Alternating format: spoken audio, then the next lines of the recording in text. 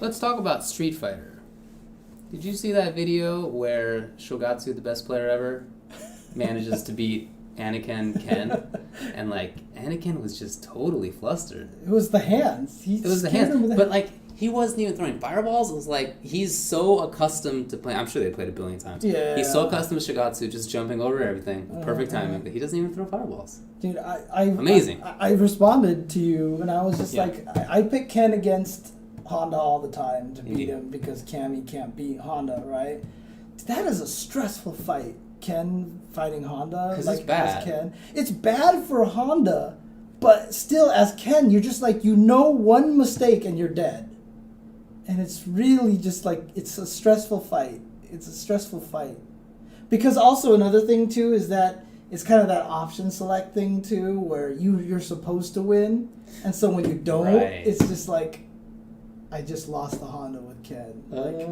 Even Anakin, man. Yeah, the best. Oh, Shogatsu. Man. The best player. Yeah, and then he ran through these players, and he only lost to KKY Dawson because he kept screwing stuff up. Like, he screwed up safe jump timing each time. He screwed up combo for the kill. Like, he could have taken it. So we're talking about Super Turbo for all you plebes out there. Street Fighter V is also a video game now. Yes. They're working on it. So we got to play it a lot at E3. Or before E3. So Tuesday was the day that we actually came on the show last week and talked about it. But then we played it some more on Wednesday, and then you got to play it a lot more on Thursday. I played it for hours on Thursday. Right. Yeah. Just playing with a lot of really good players. It was awesome. Like, yeah, dude, it was really, really cool. We carved out one or two of the stations. There were maybe 10 stations, something like that. And they were all supposed to be, you play once, you move off, even if you win. But we colonized one or two of them that were winner stays on. Right. So it's basically like true arcade style. Yeah. And it was really great, man. It was really great. Like, playing with L.I. Joe, he had a really good Nash. Yeah. It was awesome. Playing with Nerd Josh had a really good Nash and a really good Birdie. Dude, even Nerd Josh was saying that he actually believes that Nash is like top 2. He really likes Nash in that game. He thinks Nash is super good. Yeah. So. Yeah. LPN was in that line. There were a bunch of other guys in that line. It was a lot of really good players. Nerd Josh got a bunch of footage of that, by the way. Yeah. So you can check out his channel, which is Nerdo Yoshua on YouTube. So anyway, having played a lot more, I feel like I have a much better understanding of what I like about the game. Okay. And it's just sort of building on what it was last time, which is that I really like the old school type of feel. I feel like the pace feels very much like Third Strike to me, which I love. Okay, I feel like I'm making that many decisions per unit of time. I guess by pace, I mean just how often I'm having to do something with my brain. Right. I was talking with Keats online. He has a different definition. So whatever the definition of whatever word you want to apply to, you have to do so many decisions within a period of time. Right. That's what I love about it, because I feel like I'm constantly in the game, constantly engaged. The hard knockdowns are rare. Super animations are short. Combos are short. It's just I'm always doing something, and I don't feel like I'm in a situation where I get knocked down and oh no, I have to guess, or oh no, that's not true, and oh no, I'm done because Cammy has an unblockable, and it's just rinse and repeat, and I'm not thinking. Right. I don't have to. There's no thinking to be done. So I just feel like there's not that much in that game right now. Certainly it could change, but right now I really like that. I mean, I think also a lot of things that make it so that you're thinking all the time is because you're scared all the time. Yeah. Like the damage and the stun, like you're always thinking about that, and I really like that. I mean, it's kind of interesting because I was talking with Derek Daniels. You know, we were talking about some of our favorite Street Fighters. John Choi even mentioned this in the recent interview that was on Red Bull. So Red Bull's been doing a lot of really great articles on fighting game players, by the way. Yeah. So they had one about John Choi, and he even said that Hyper Fighting is his favorite game. Okay. Right? He likes it more than ST. Right? And so like I was talking with Derek Daniels, and the two of us kind of agreed with that. We both actually really like Hyper Fighting a lot. Like ST I just like because Cammy's in it, obviously, and there's more characters in general, right? So it's a little more, there's more variety in there. But Hyper Fighting, like we were talking about what characters are good, and Balrog, like he was like, Balrog's not that good. And I was like, dude, but he's so scary because he hits you with a jab rush and then he hits you with standing fierce and you're dizzy. Yeah, man. It was like 2 hits. It was like round 1 fight, pow, pow, dizzy. Yup. Dude, like it didn't matter that he wasn't great. He was just so terrifying. So the whole entire time you're playing hyper fighting, I mean, you seriously walk into one Ryu fireball and you get hit by a jump kick, you're stunned. Yeah. Like that happens a lot. So that kind of feel, whenever you get hit by something, you're like, hot damn, I'm scared now. Yep. Like that feeling, I feel like came Yep. back into Street Fighter V, and I like that. Agreed. I like that. I like that a lot. You know, whenever Combo Fiend comboed us with Ryu, and I was getting up, I was like, is he gonna throw me, or what's he gonna do? And dude, I was like terrified, but it was a good kind of feeling. It was very kinetic. You know what I mean? It wasn't like, I'm just gonna eat this throw because I'm not gonna take much damage. Right. You know? Right. So, And then once you're knocked down, you don't have invincible backdash, and most characters don't have invincible options outside of Super.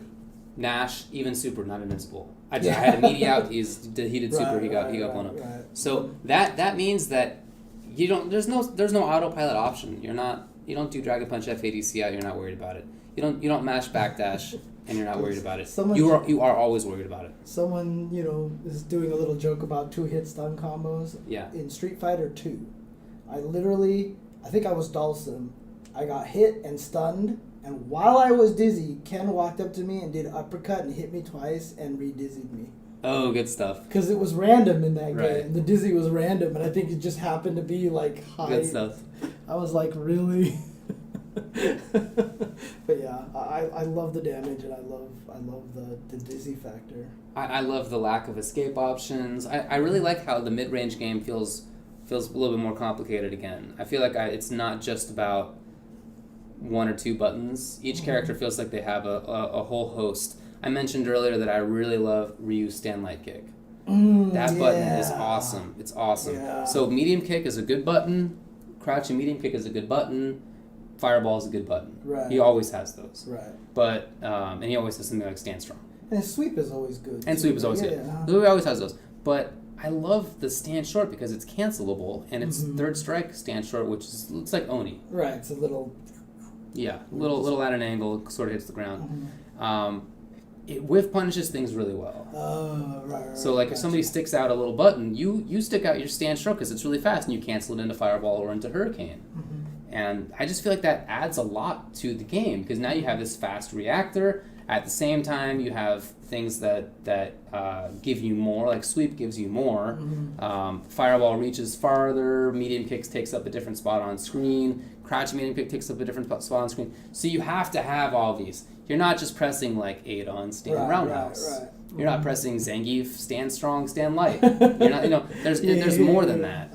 So I really like that they decided to consciously, and we talked with Combo Fiend, conscious decision to try to make it so that each button has a use, so that you don't have Zangief stand fierce punch in SF4, which they've always looked for a way to use, and they tried to make it so that it knocks down. Right. Maybe people will use it then. No, it's just garbage. Like I think I talked about this on stream one time before, where at NCR I was commentating with Seth, and I was like, I really like how they designed this character, because they knew that this part would be too good, so they made their moves a little bit shorter range or whatever like that. And Seth was like, right, designed, right, yeah, because like you get the feeling that they just said, hey, let's just give him these moves that look cool. The artists designed it, and then the gameplay people think, well, how do I fit this into? Right. That's how it is. But Combo Fiend said that nope, it's not like that in 5. They are trying to design each move to be something that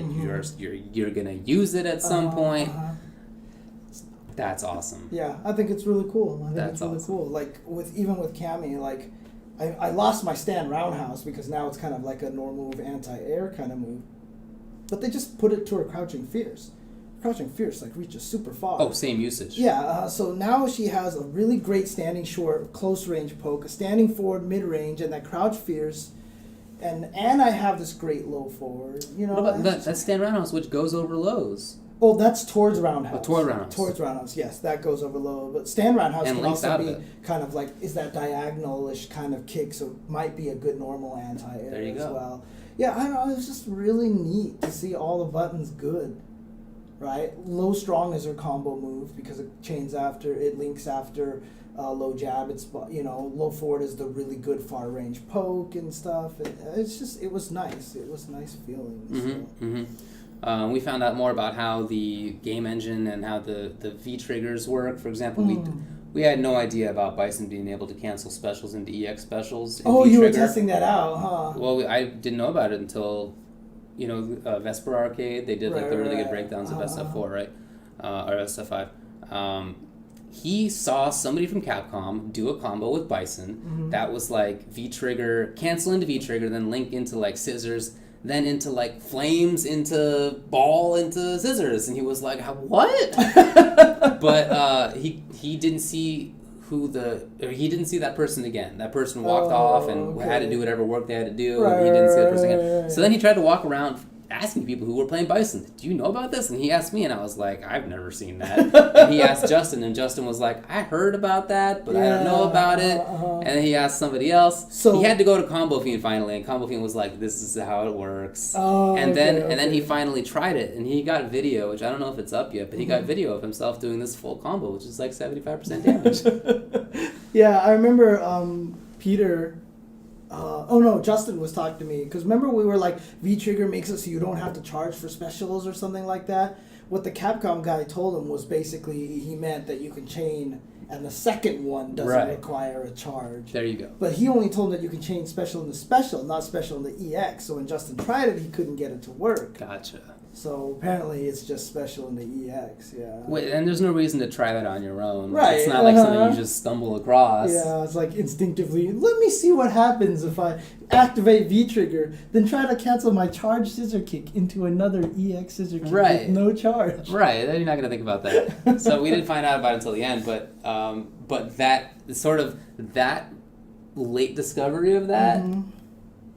makes me think about Street Fighter V a lot. Dude. Because that means that there's a lot more to it than we even found out. And of course, we played it for 2-3 days, but there's a lot more to it there. And so now I'm like, oh man, I have such sick setups where I do V-trigger stomp, which always lands on the ground, and then I'm going to cancel it into scissors, which is going to be safe, and I'm going to be like, oh, right now I'm in your face. Like, they can't keep it, dude. That sounds way too good. Honestly, I totally agree. I totally agree.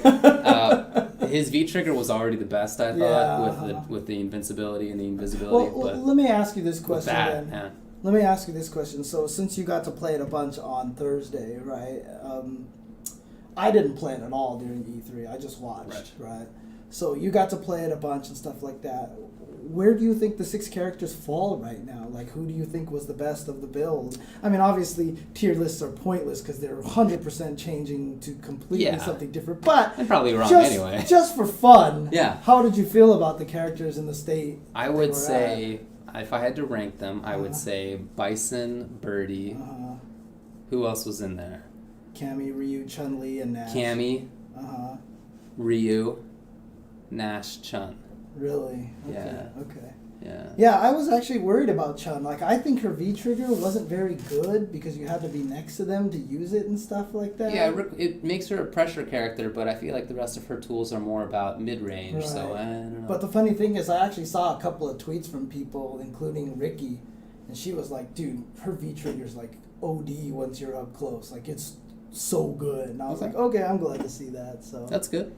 Yeah. That's good. But, So, when we were talking about it last Tuesday, it was too fresh, it was too new to have thought about any negatives, any potential downsides. Do you have any now, having seen it more, having played it? The only downside that I think I might have, like one of the main ones right now, is that I like the direction of them trying to prevent the light attack combos, right? Like we found a bunch of those, by the way. Right, so you did find a bunch of them, and watching RB kill everyone with low jab, stand jab, headbutt, and the super, I mean, that felt like it did too much damage for that combo. Like, I like the damage, but getting rewarded for that much damage off of low jabs. Okay. So, I mean, honestly, like, one of my thoughts would be to make it so that light attacks, just are their own crazy proration move.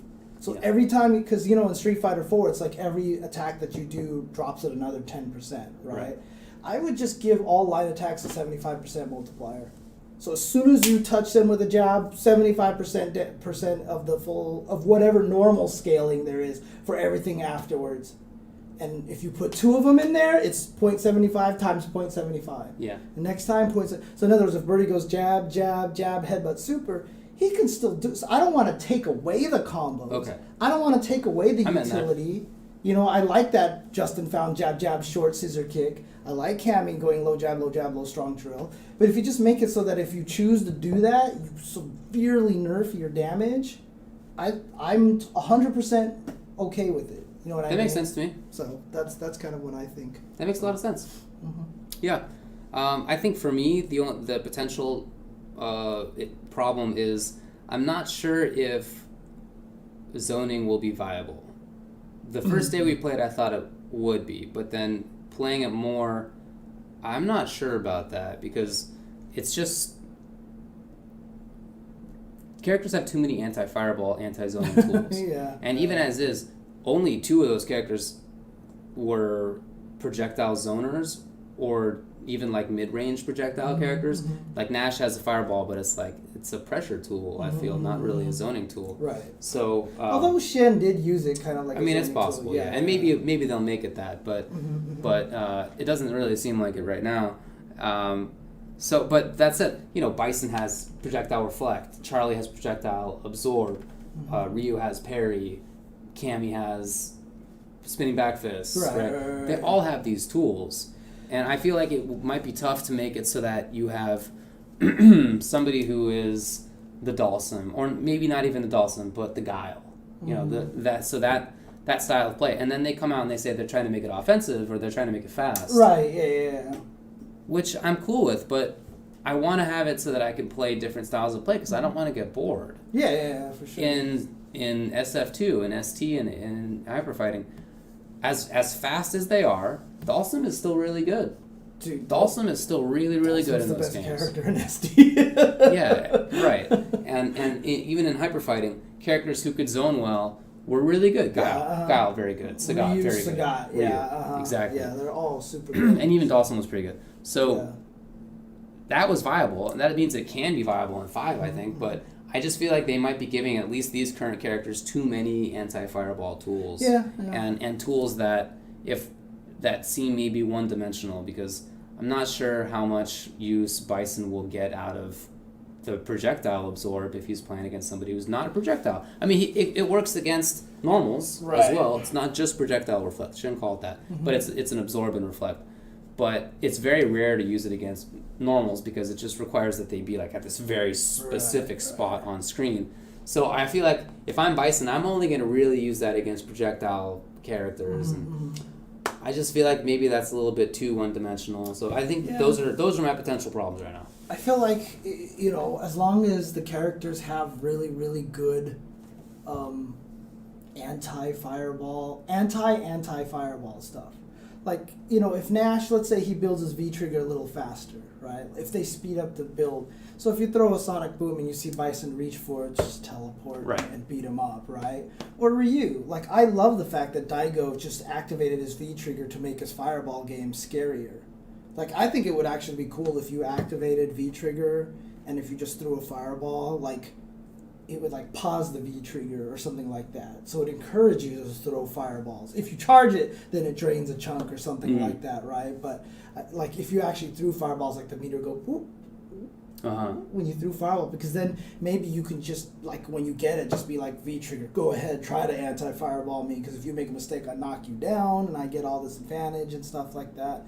You know, I think if they can balance it a little bit decently, but I 100% understand where you're coming from on that, because every character had ways to fight fireballs. Right. You know, and you know when you have a game like Third Strike with parries, fireballs are like useless, right? The only reason you ever use a fireball was the EX fireball, because you got the knockdown on that, right? And it was 2 hits, so if they parried 1 hit, like close range, they might not parry the second one or something like that. I mean, in Third Strike, fireballs were sometimes worse because they didn't build meter for being thrown, but the parry did build meter. So if you parry somebody's fireball, you're like at a net advantage in a lot of situations, which totally sucks. That's not always the case because some characters have traps around it, but that was the case a lot of the times.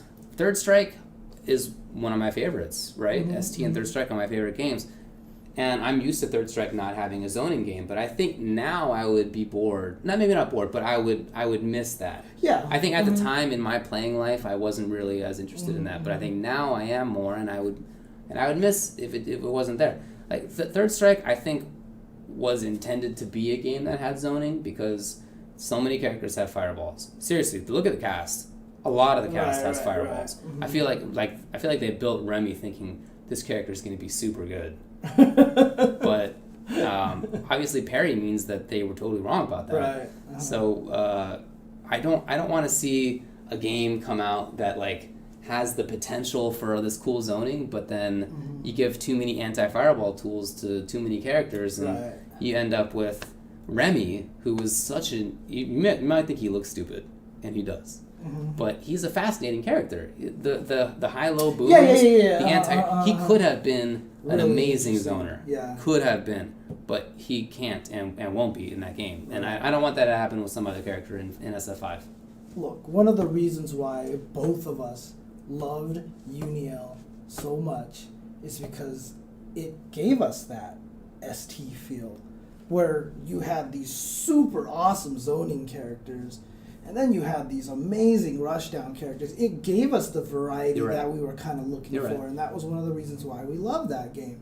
If Street Fighter V can provide that for us, I'd be super happy, you know. I mean, as much as I would like to see Dhalsim not be in the game, you know, I can totally see where his place is, you know, how he adds that variety to the game, you know.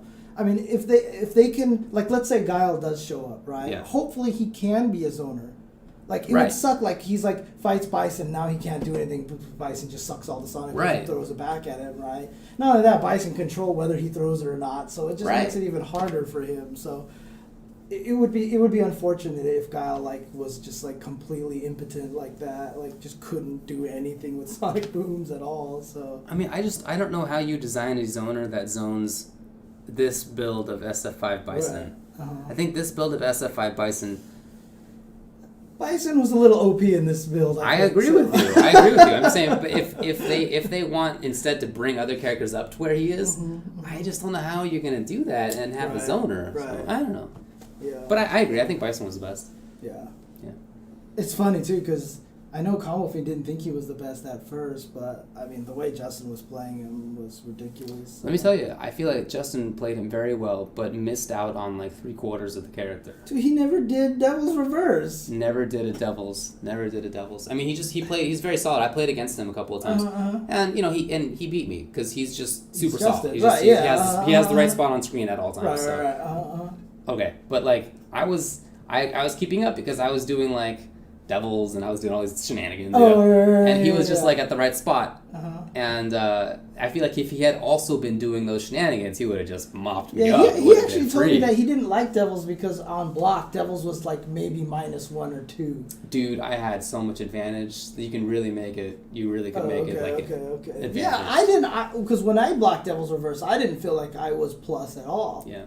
So I felt like Bison was still in a good position. So I wasn't sure what Justin... I just trusted his opinion. But let me just say this. Justin, like, is not the best, like, frame data kind of, like, sciencey kind of player, right? So he's very much part of that school of feel. Like, it just felt like I was negative and stuff like that. And 100% there's a place for that kind of player, right? So especially with Street Fighter V. I think Street Fighter V will harken a little bit back towards that player, the emotion player. Street Fighter 4 was very much a scientist player's kind of game because there were so many systems, because there was all the option selects and all these things like that that you can put into it. Yeah. Like Combo Fiend, again, not a scientist. No. Very much. I mean, he saw us try things. He was like, I never thought of trying stuff like that, right? But he's very much an emotion, a feels kind of player, and the game is, you can see it great reflecting fundamentals. that. Oh yeah. So, I'm not sure where I was going with that, outside of the fact that I just think it'd be cool to see that kind of play back. You know, so.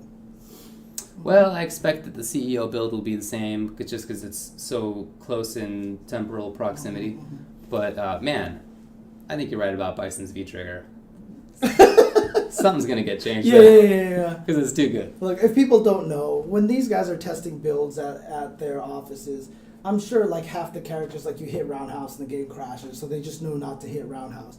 It's really hard to make a publicly playable build. It is really, really hard. So when you get one, you make it last. Right. Right. The build at CEO is probably even going to be the same one as Evo. Probably. Like, I can't even imagine that they would change it, because any stupid thing where like hitting neutral jump punch for some reason glitches the game and Charlie's arm disappears or something like that. You can't put that in a public build, because then everyone laughs at you and stuff like that. Look how crazy people went over water balloon breasts from Chun-Li, right? I mean, like, everyone, there's Kotaku articles about it and stuff like that. I just couldn't believe that was happening. That Dude, was I so can't believe, silly. like, we have done so much on this show. And the one thing I get cited for is for talking about Chun-Li's breast being a bug. That's what I get cited for. Thanks, Kotaku. Seriously. But, I mean, that got blown up. Like, I saw so many people, even on Twitter, being like, have you never seen a girl's boobs before? That's not how they move. And, I was just like, holy crap. But that's why it's so hard to make a public build. You're right. So people can't get mad if the Evo build is the same build as the E3 build. Let's just put it that way. So for sure. There you go. Okay. Well, okay. Anything else to ramble about SF5 on? Not that I can think of. Just that we gotta wait a while. And I did pre-order it, so I am gonna get the beta. So. I mean, I'm gonna buy the game for sure. I just feel like a jerk to. Just do it on Amazon, dude. Just pre-order it on Amazon. Why? Because one, okay. I might as well just buy it on PSN. Dude, right? I'm doing this whole commercial thing again. Yeah. So, one, you get it on the day it comes out, right? Amazon has that guarantee. Yeah. Right. Two, there's no commitment. The day before it comes out, you can cancel it. There's no problem. Three, there's a price guarantee. Whatever you pre-order the price at, if it ever drops, you get the lowest price during the pre-order period. Until you actually send the Until money. it gets sent out, yeah. So I have bought Blu-rays before, and then all of a sudden when I get it shipped, I get an email. It's like, we refunded you $7.99 because the DVD dropped $8 in price. I was like, sick. I didn't even have to do anything. So I always buy it at local game store. Because because it comes out a day early. Yeah, local game store gets it between a day and a week early. Right. And they don't charge as much money as other places, so I want to support the people there because they're nice. Yeah, that's true. I would do that too. I would do that too if I wasn't a complete Amazon junkie. You are. Now I have Prime now, and I do use it a lot. But some things I mean, yeah, you could probably cancel it after you get the beta code. Oh yeah, okay. You probably honestly could do that, to be honest with you. So that might be interesting. I don't want to name local game store because I know. And they're gonna get the cap trouble. cops. Yeah, exactly. I when remember someone like posted up a picture like when they bought it at their local game store, but they had the receipt with the address, and I was like, "What are you doing? Like, don't do that." You can't do that, dude. Local game store doesn't even give out the receipt. They say if you want the receipt, come back on the day of release. Are you serious? Oh, they are so smart. They're smart, dude. They're in there, dude. They're in there. That's good stuff. It's not GameStop. God, GameStop. Although it was funny, I went to the GameStop I went to the plaza where the GameStop was last night. There was this huge line outside the door, and I guess that was probably for Batman because I know Arkham Knight came out today. That makes sense. So I was like, okay. So, talk to me about how Splatoon is going. Oh, dude. I actually feel like I'm super good at this game now. Like, there are just moments where I feel like I'm amazing at this game. Yeah. Because sometimes I accomplish things. I tweeted about this like last night, I think it was, or maybe a couple nights ago. There was one point in time during a ranked match, like we were in the middle of the warehouse and everyone was fighting. And one guy runs around the corner and he tries to shoot me and I totally dodge him, like swim to the other side, kill him. Yeah. Another guy pops up and tries to take advantage of me killing him and shoots at me. And I like hit him with my sub weapon or something. I don't remember what I did. I killed him. Then a third guy came and tried to get me and I killed him. And then the fourth guy just like showed up out of nowhere and I shot him and he died. So you had an ace. I killed all four of the guys like in the span of 10 seconds without using my special. And dude, I was like, you're the best, James. I was feeling myself so much. I was like, oh my god, I am God at this game.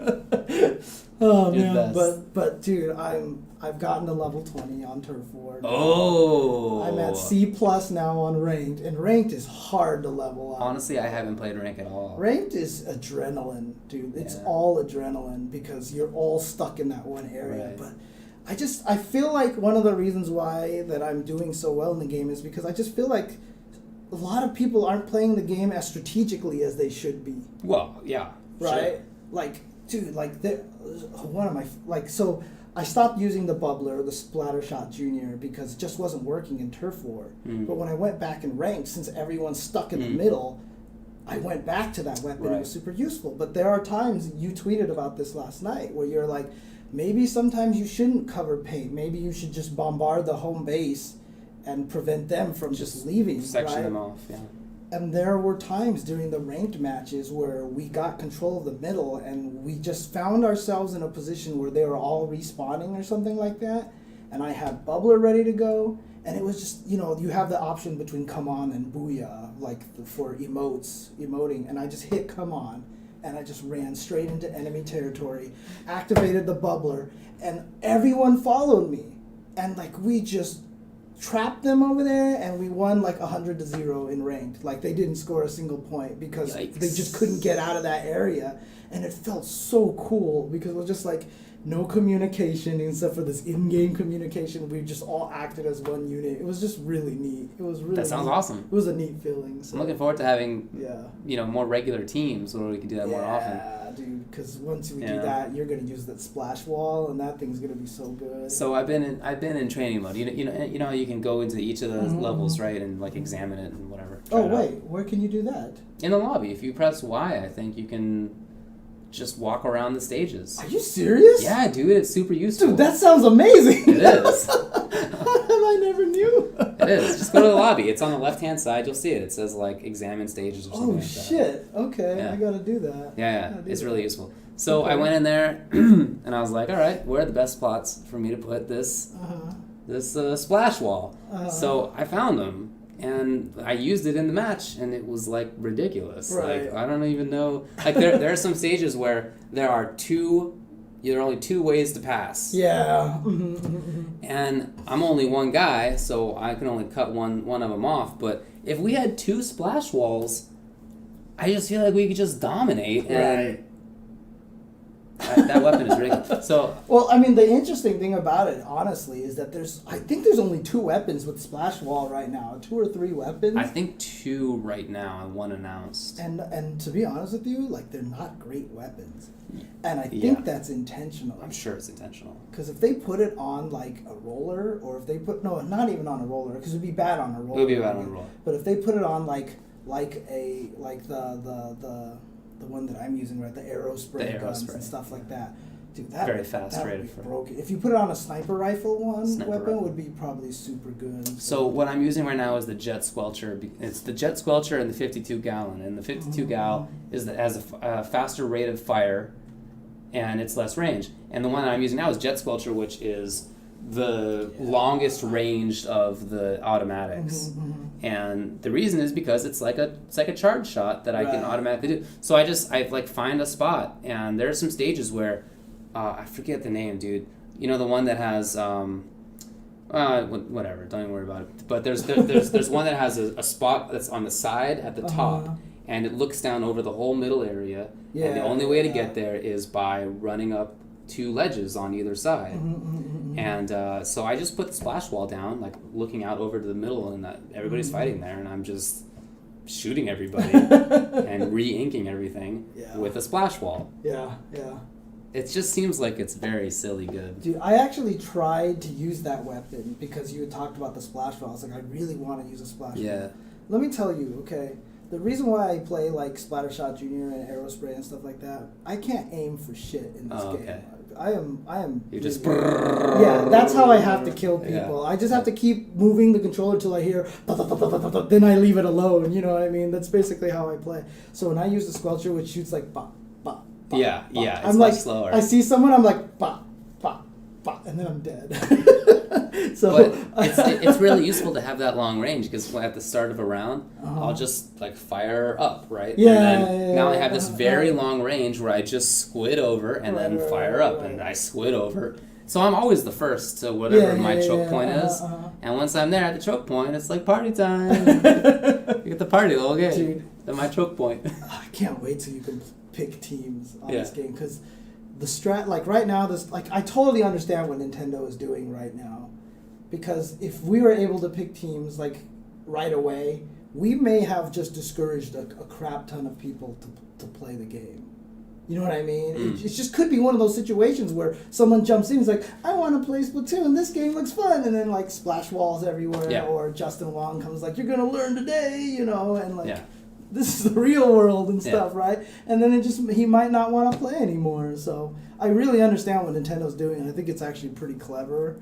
And you saw they data mined the game, right? Yes, and they found all the stages and stuff like that. So, you know, I think it's actually kind of clever what they're doing. It's unfortunate because I really, really, really want to play on the team. Right. It's annoying. So it's annoying. Yeah. I tell you, I played against somebody who was stat boosting, I assume. He was playing with an Aerospray, and he had like all of the clothing was fully leveled up, and almost all of them were speed boosts, like running speed boost or ink or squid speed boost or ink. Whatever the damage reduction is that doesn't make it so you slow down quite as much in enemies ink, or also the one that like shoots you farther from the start, or like they were all speed related, right. And then he also had some damage ones. So I was playing against him, and he was just like doing this like all over the place, just running around. I was like, where are you gonna be?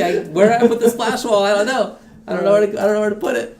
And as soon as I put it down, he was like, whatever, it's all the way. Like we were in some section that had a thing in the middle of it. And so cool, I put the splash wall on the side of it. I was like, this side's protected, so I'm gonna hang out over here. And by the time I put the splash wall down and ran around on the other side to stake out my position, he was all already here. I was like, how'd you even get there?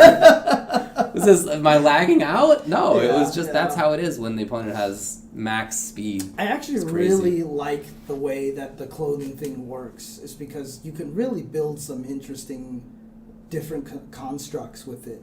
Like me, I'm all about main weapon preservation and ink regeneration.